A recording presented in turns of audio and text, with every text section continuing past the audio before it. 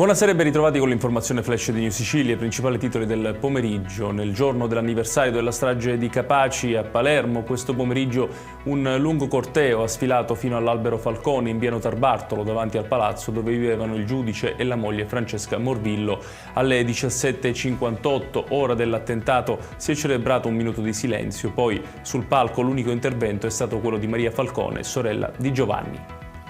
E nel corso delle commemorazioni il Presidente della Regione Renato Schifani ha ribadito che sulla lotta alla mafia non bisogna mai abbassare la guardia. La mafia è in continua trasformazione e trova molti modi di penetrare nella società. Il dovere delle istituzioni, ma anche di tutti i cittadini, è di restare uniti, ha sottolineato Schifani.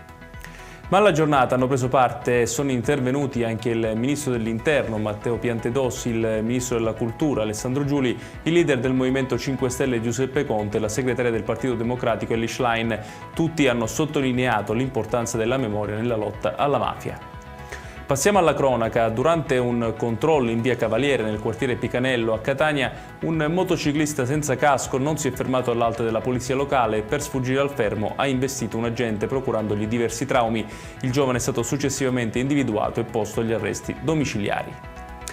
Ha risposto a tutte le domande del GIP il 39enne che il 20 maggio ha investito a Milano una coppia di anziane, entrambe dell'Agrigentino, provocando la morte di una delle due. Per l'uomo risultato positivo all'alcol test e all'assunzione di stupefacenti, il PM ha chiesto il carcere, ma all'udienza di convalida il GIP si è riservato sulla misura da adottare e accusato di omicidio stradale. Ed è tutto per questa edizione, tutti i dettagli su queste notizie li trovate come sempre sul nostro sito www.newsicilia.it.